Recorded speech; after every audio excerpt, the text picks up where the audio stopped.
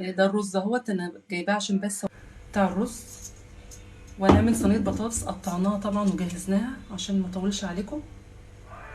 دي البطاطس، وطبعا جهزنا الحاجات اللي هي خاصه بالبطاطس: بصل، توم، فلفل، اي نوع فلفل. انا عندي برضو فلفل جوه في الفريزر مجهزاه. ودي بقى زبده عشان الرز.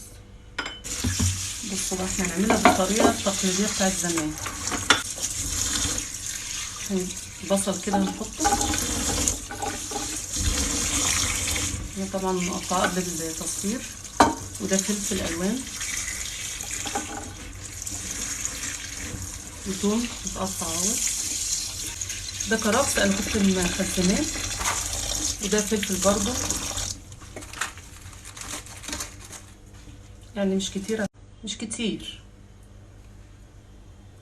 بصوا بقى الزيت مع البصل مع التوابل بيدي نكهة حلوة جدا لصينية البطاطس.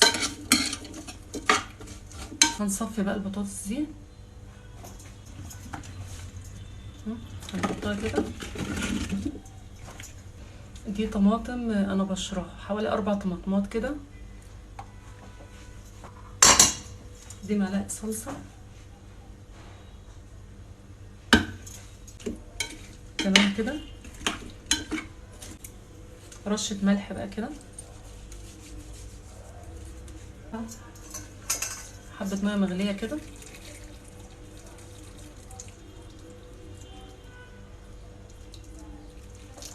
تمام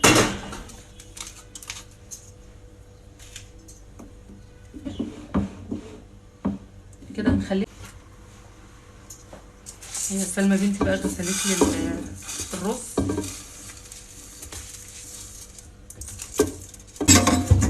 بصوا بقى معيار الرز ده اهم حاجه، يعني انا قلت اعمله لكم خطوه خطوه.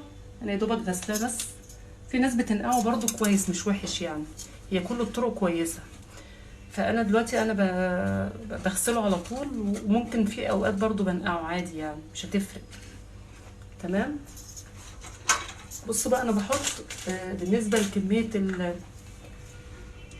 الملح والسكر انا بحط التلت والتلتين. انا بصراحه انا بحب يعني احط بايدي عشان بعرف المقدار اكتر. بس انا مثلا لو حطيت معلقتين سكر اهوت او 3 معالق سكر. تمام. ممكن مثلا الملح حوالي 3 معالق برضو او 4 معالق ملح. بس شوفوا المعلقه اللي هي الصغيره قوي دي، يعني مش هقدر يعني مثلا ست البيت بقى الشاطره هي اللي هتعرف المقدار الصح. كيلو اللبن هحط القشطه ديت، غير القشطه بس اللي هي بتاعت اللبن دي. بص بعد الغسيل اهوت، يعني هو عقله صباع. يعني هتحطي ايديكي كده يعني بالظبط بيبقى عقله صباع. واللبن العقله التانية برضو ما طولش. انا ساعات بعمله بلبن بارد مفيش مشكله يعني. كده الرز ده هندخله الفرن. انا مسخناه من شويه. انا هحطها على البوتاجاز طبعا. ده فخار. انا هغليها شويه قبل ما احطها في الفرن عشان البطاطس تستوي، يعني تبقى نص سوا كده، عشان لما تخش الفرن لو سبتها مكشوفه مش هتستوي كويس. فانا هحطها دلوقتي على البوتاجاز. تمام. انا هنا بقى الفرخه ديت انا متبلاها من حوالي 4 ساعات او 5 ساعات، يعني اول ما صحيت كده. دي بصوا الشبكه ديت اللي هي بتتحط على الشوايات العاديه يعني. دي فرخة أنا متبلاها من 5 ساعات تتبيلة عادية خالص. أنا بصراحة مش هكدب عليكم يعني. أنا بستخدم في الحاجات ديت التتبيلات اللي هي الجاهزة. بس هي عموما عبارة عن بهارات فراخ أو 7 بهارات وحبة فلفل وحبة ملح. مش قصة يعني، وبشرة بصلاية صغيرة. ديت اللي هي الفراخ المشوية عموما. اهم حاجة طبعا في تتبيلة الفراخ يعني حبة زيت مش كتير قوي على الفراخ دي. تمام. هنقطعها ازاي؟ انا مقطعاه كده من الظهر اهي، بصوا كده، كده متقطعه من الظهر. فهنفردها اهوت مع بعض، بصوا كده.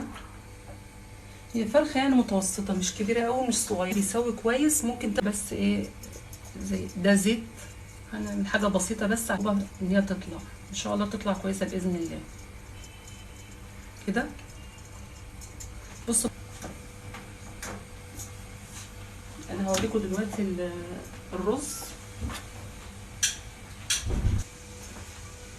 بصوا بقى، احنا هنحط الزبده دي كده، مهم جدا ان هي تتفكك على البوتاجاز. صلصه، فلفل، واجيب لكم بقى التوابل اللي هي بتاعه الفراخ نفسها كده.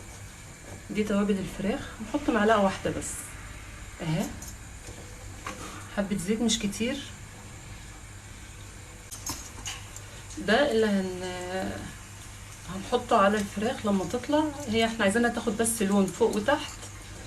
هوريكم برضو هندهنها ازاي كده. حبه ملح اهو، مش كتير برضو عشان الفراخ ما تبقاش حادقه. لسه هيكمل لون، يعني مش هياخد اللون ده، مش نهائي. بصوا كده، هو الزبده بتساعد في تحمير المناطق اللي هي ما اتحمرتش قوي دي. انتوا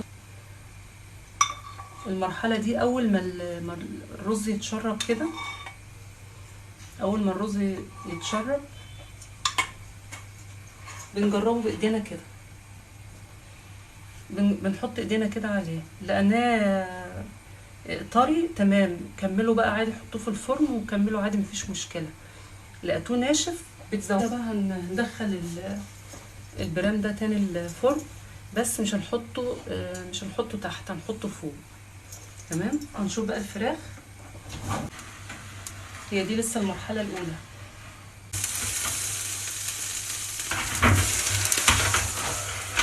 طعم برضو ونكهه، حاجه بسيطه قوي كده كده. احنا هنحط برضو الناحيه دي على الشوايه مره كمان، عشان انا عايزاها تاخد لون اكتر من كده. ونشوف الرز، هو الرز تقريبا خلاص يعني.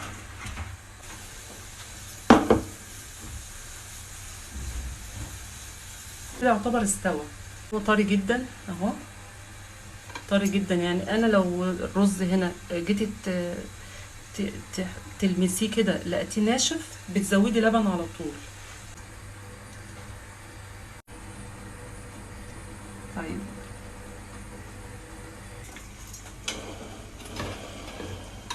كده البطاطس يعتبر اخدت 3/4 سوا او نص سوا. الباقي بقى هندخلها الفرن، بتاخد بقى لون ووش وكده، وبتستوي اكتر من كده، وبتتشرب من الصلصة دي.